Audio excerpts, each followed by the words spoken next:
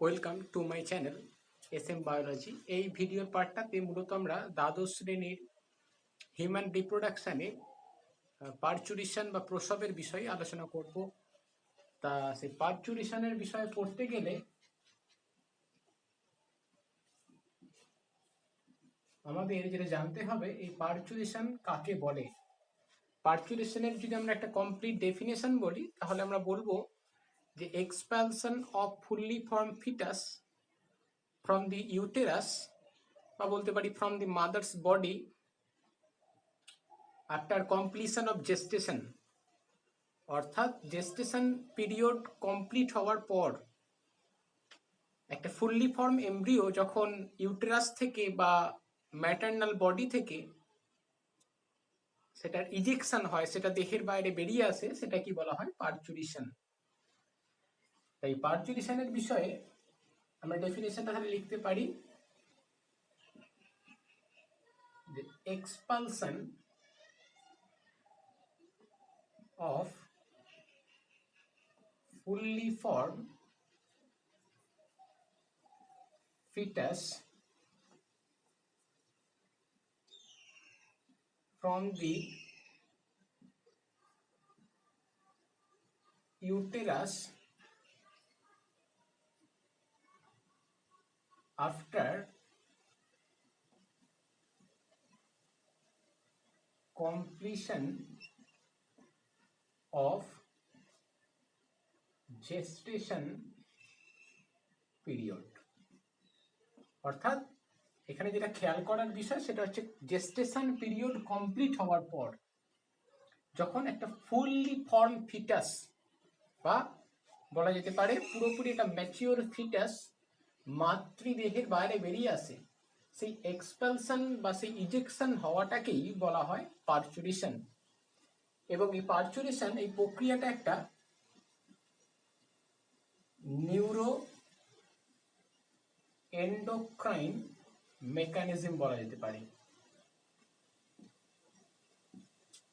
Neuro endocrine mechanism বলা হচ্ছে কেন না, এই পারচুরেশন প্রক্রিয়াতে মূলত আমাদের নার্ভাস সিস্টেম এবং এন্ডোক্রাইন সিস্টেম বা যেটাকে হরমোনাল সিস্টেম বলা হয়, এই দুটো সিস্টেমই কিন্তু গুরুত্বপূর্ণ ভূমিকা পালন করে ফুললি ফর্ম ফিটাসের এক্সপালশনের ক্ষেত্রে, যেটাকে আমরা পারচুরেশন বলছি। তার কমপ্লিট জেস্টেশন পিরিয়ড কমপ্লিট হওয়ার পর, অলরেডি আমরা জানি পিরিয়ডটা হচ্ছে 40 উইকস বলতে পারি, বা বলতে পারি আমরা 9 মান্থ 10 ডেজ। এই সময়কালটা পেরিয়ে যাবার পর যেটা হয় সেটা হচ্ছে placenta and fully formed fetus, এই দুটো অংশ থেকে, প্লাসেন্টা বা অমরা আর ফুললি ফর্ম ফিটাস, এই দুটো অংশ থেকে একটা বিশেষ ফ্যাক্টর খরিত হয়, যে ফ্যাক্টরটার নাম হচ্ছে fetal ejection factor.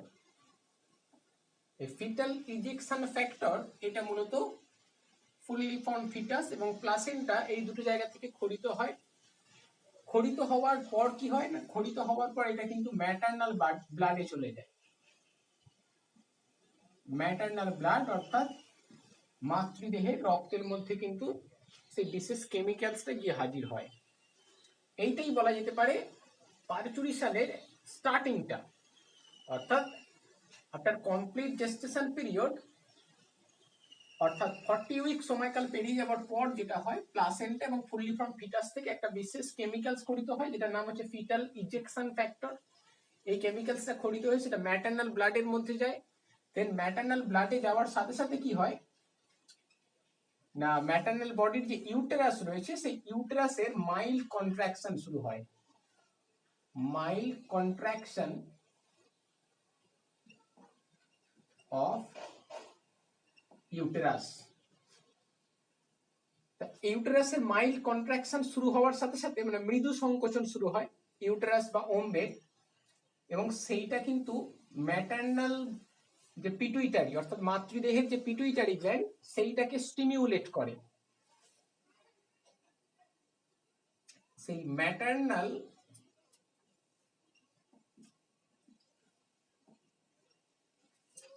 Pituitary gland স্টিমিউলেট হওয়ার পর সেখান থেকে দুটো হরমোন খরিত হয়, এক হচ্ছে অক্সিটোসিন আর একটা হচ্ছে রিল্যাক্সিন। অক্সিটোসিন আর রিল্যাক্সিন এই দুটো হরমোনই মূলত এই পার্চুরেশন প্রক্রিয়াতে গুরুত্বপূর্ণ ভূমিকা পালন করে। কিভাবে না, এই অক্সিটোসিন খরিত হওয়ার পর যেটা হয় সেটা হচ্ছে contraction of the uterus is increase, অর্থাৎ ইউটেরাসের কন্ট্রাকশনের কিন্তু মাত্রা বেড়ে যায়, সেই কন্ট্রাকশনের ফ্রিকোয়েন্সি এবং ইন্টেন্সিটি, অর্থাৎ বারে বারে যে সংকোচনের সংখ্যা এবং তীব্রতা দুটোই কিন্তু বেড়ে যায়। এবং এই ইউটেরাসের কন্ট্রাকশনটা স্ট্রং হওয়ার সাথে সাথে যেটা হয় সেটা হচ্ছে ডাইলেশন অফ দি সার্ভিক্স। সার্ভিক্সের মূলত ডাইলেশন শুরু হয়, অর্থাৎ প্রসারণ বলা যেতে পারে। সার্ভিক্সের ডাইলেশন হওয়ার সাথে সাথেই যেটা হয়, ফুললি ফর্ম ফিটাসটা কিন্তু ম্যাটার্নাল বডির বাইরে বেরিয়ে আসে, যেটা কি বলা হয় নির্গমন বা এক্সপালশন। এবং সেই ফুললি ফর্ম ফিটাসটা যখন মাতৃদেহের বাইরে বেরিয়ে চলে আসে, দেন তারপর আরেকটা ঘটনা ঘটে যেটাকে বলা হয় আফটার বার্থ। আফটার বার্থ কি ঘটে না, এক্সপালশন কমপ্লিট হয়ে যাবার পর সেটা যেটা হয়, টোটাল এমব্রিওটা তো বেরিয়ে যায়, ফুললি ফর্ম এমব্রিওটা, তারপর প্লাসেন্টাটা বা যেটা অমরা বলা হয়, সেই প্লাসেন্টাটাও কিন্তু দেহের বাইরে পুরোপুরি বেরিয়ে চলে আসে। এটা ওই এক্সপালশনের পরেই, অর্থাৎ ফুললি ফর্ম এমব্রিওটা যখন দেহের বাইরে বেরিয়ে যায় তার কিছুক্ষণ পরেই দেখা যায় প্লাসেন্টাটা কিন্তু মাতৃদেহের বাইরে বেরিয়ে চলে আসে। এবং প্লাসেন্টার যে ম্যাটার্নাল পার্ট ডেসিডুয়া এবং ফিটাল পার্ট দুটোই কিন্তু মাতৃদেহের বাইরে বেরিয়ে চলে আসে। সেই কারণে আমরা কিন্তু প্লাসেন্টা যখন পড়েছিলাম একটা ভাগে বলা হয়েছিল যে প্লাসেন্টা, হিউম্যান প্লাসেন্টাকে বলা হয় ডেসিডুয়েট প্লাসেন্টা। তার কারণ after expulsion of fully form embryo the whole part of the placenta lost, হ্যাঁ, টোটাল প্লাসেন্টার অংশটাই কিন্তু নষ্ট হয়ে যায় বা দেহের বাইরে সেটা কিন্তু বেরিয়ে চলে আসে। এইভাবে পর্যায়ক্রমে কিন্তু পার্চুরেশন প্রক্রিয়াটা সম্পন্ন হয়। প্রথমে প্লাসেন্টা এবং ফুললি ফর্ম ফিটাস থেকে একটা বিশেষ ফ্যাক্টর খরিত হয় যেটাকে ফিটাল ইজেকশন ফ্যাক্টর বলা হয়। সেই ফিটাল ইজেকশন ফ্যাক্টরটা ম্যাটার্নাল ব্লাডে আসে। ম্যাটার্নাল ব্লাডে আসার সাথে সাথে ম্যাটার্নাল বডির যে ইউটেরাস নামক অংশটা আছে সেটার মাইল্ড কন্ট্রাকশন স্টার্ট হয়, এবং এইটাকেই বলা হয় ফিটাল ইজেকশন রিফ্লেক্স। এই ইউটেরাসের মাইল্ড কন্ট্রাকশন স্টার্ট হওয়ার সাথে সাথে যেটা হয়, ম্যাটার্নাল বডির যে পিটুইটারি গ্ল্যান্ড, সেই পিটুইটারি গ্ল্যান্ড কিন্তু স্টিমিউলেট হয়। পিটুইটারি গ্ল্যান্ড স্টিমিউলেট হওয়ার পর সেখান থেকে দুটো হরমোন খরিত, একটা অক্সিটোসিন আর একটা রিল্যাক্সিন। অক্সিটোসিন কি করে না, ইউটেরাসের কন্ট্রাকশনের ফ্রিকোয়েন্সি এবং ইন্টেন্সিটি দুটোই বাড়িয়ে দেয়, অর্থাৎ ইউটেরাসের কন্ট্রাকশন আরো বেশি তীব্র হতে থাকে। এবং ইউটেরাসের কন্ট্রাকশন যত বেশি তীব্র হয় তত কিন্তু সার্ভিক্সের ডায়ালেশন হয়, অর্থাৎ সার্ভিক্স অঞ্চলটা কিন্তু প্রসারিত হয়। এছাড়াও আমাদের মাথায় রাখতে হবে এই যে রিল্যাক্সিন হরমোনটাও খরিত হয়েছিল, সেই রিল্যাক্সিনও কিন্তু ডায়ালেশন অফ সার্ভিক্স অর্থাৎ সার্ভিক্সের সম্প্রসারণ প্রক্রিয়াতে একটা গুরুত্বপূর্ণ ভূমিকা কিন্তু পালন করে। দেন কি দেখতে পাওয়া যায় না, সার্ভিক্সের ডায়ালেশন হওয়ার সাথে সাথে ফুললি ফর্ম ফিটাসটা দেহের বাইরে বেরিয়ে আসে, যেটাকে এক্সপালশন বা নির্গমন বলা হচ্ছে। এবং সেই নির্গমনের পর অ্যাট লাস্ট যেটা হয় সেটা হচ্ছে আফটার বার্থ। এখানে যেটা হয় প্লাসেন্টাটাও মাতৃদেহের বাইরে বেরিয়ে চলে আসে। এই যে পর্যায়ক্রমে ঘটনাগুলো ঘটে এটাকে মূলত তিনটে ফেজে কিন্তু ভাগ করা হয়। টোটাল পার্চুরেশনের এই পর্যায়ক্রমিক ঘটনাগুলোকে,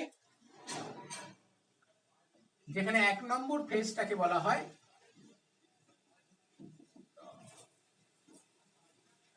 phases of parturition। এখানে 1 নম্বর ফেজটা হচ্ছে ডাইলেশন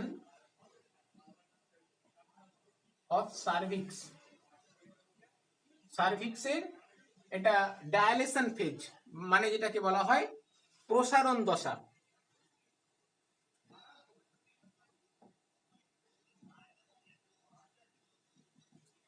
এই ডায়ালেশন ফেজ, এই ফেজটা মূলত কন্ট্রোল করে রিল্যাক্সিন নামক হরমোনটা।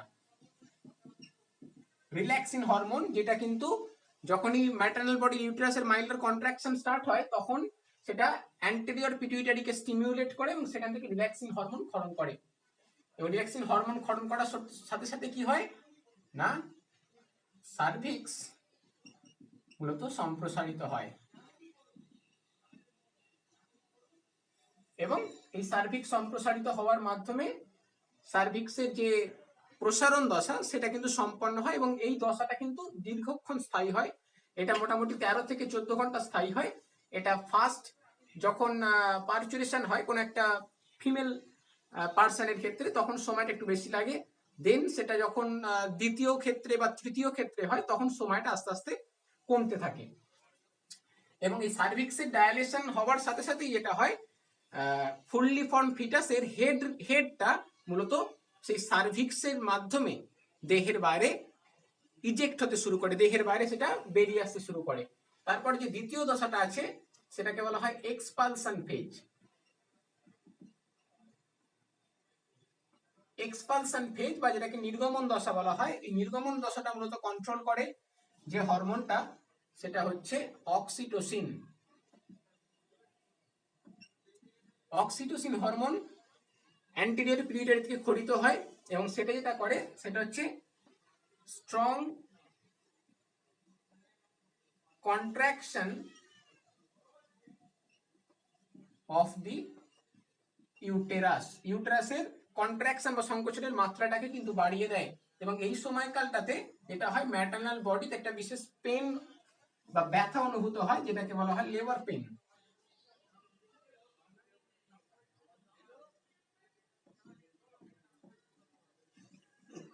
দেন যেটা হয় এক্সপানশন হয়ে যাবার পর অর্থাৎ ইউটেরাসটার কন্ট্রাকশনের তীব্রতা যত বাড়ে তত কিন্তু সার্ভিক্সটা আরো বেশি প্রসারিত হয় এবং প্রসারিত হওয়ার সাথে সাথে ফুললি ফর্ম ফিটাসটা মাতৃদেহের বাইরে বেরিয়ে আসে। বেরিয়ে আসার পর কি হয় না, আম্বিলিকাল কর্ড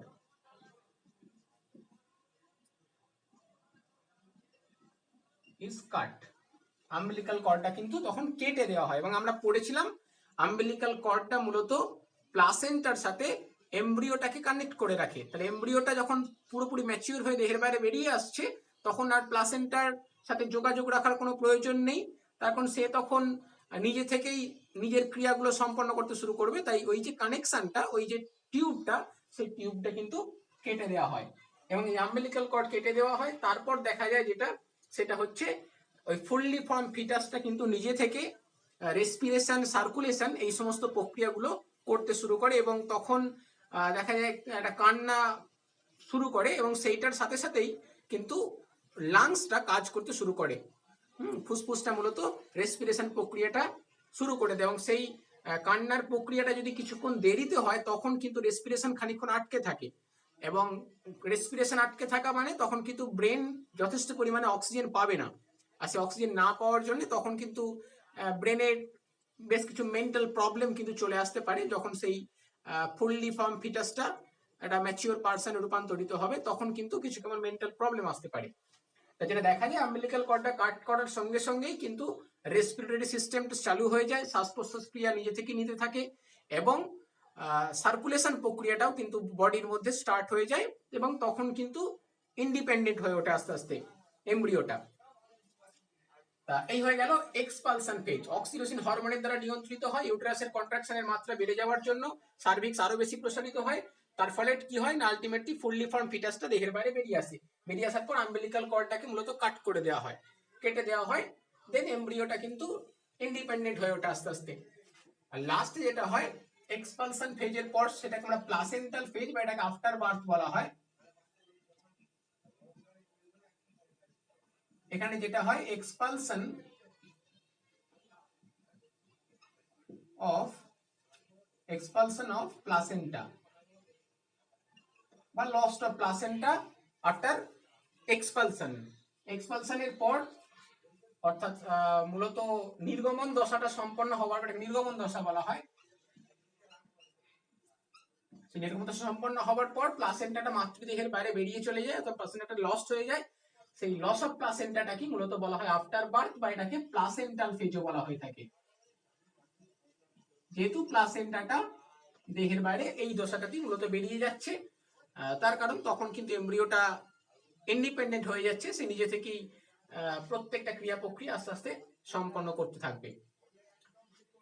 এই হয়ে গেল পার্চুরেশন প্রক্রিয়া। এবং এটাই যখন দেখা যায় যে এই টোটাল পিরিয়ড 9 months 10 days বা 40 weeks বা 280 days বলা যেতে পারে। তা সেই সময়ের আগে, সেই টাইম পিরিয়ডের আগে যদি পার্চুরেশন সম্পন্ন হয় সেটাকে কিন্তু বলা হয় প্রি টার্ম বার্থ। এটা আমাদের খেয়াল রাখতে হবে। এছাড়া যেটা হয় একদম সঠিক সময়ে, অর্থাৎ 9 months 10 days এই যে সময়কালটা তার 2-5 দিন এদিক ওদিক হলে সেটাকে বলা হয় ফুল টার্ম বার্থ। আর যদি এই টোটাল প্রক্রিয়াটা নর্মালি না হয় তখন যেটা করতে হয় সেটা হচ্ছে তখন কিন্তু এটা বিশেষ উপায়ে ফুললি ফর্ম এমব্রিওটাকে দেহের বাইরে বার করে নিয়ে আসা হয়, সেটাকে বলা হয় সিজারিয়ান বার্থ। এই কয়েকটা ছোট ছোট বিষয় আমাদের খেয়াল রাখতে হবে, তাহলে আমরা পার্চুরেশন প্রক্রিয়াটা সম্পর্কে পড়ে নিতে পারলাম। এই টোটাল প্রক্রিয়াটা একটা নিউরো এন্ডোক্রাইন মেকানিজম বলা যেতে পারে। তারপর এখানে স্নায়ুতন্ত্র এবং এন্ডোক্রাইন সিস্টেম বা হরমোনাল তন্ত্র যেটাকে বলা হয়, দুটোই কিন্তু কাজ করার মাধ্যমে টোটাল প্রক্রিয়াটা সম্পন্ন করছে। এরপর আমরা নেক্সট পার্টে মূলত ল্যাকটেশন সেটার বিষয়ে আলোচনা করব।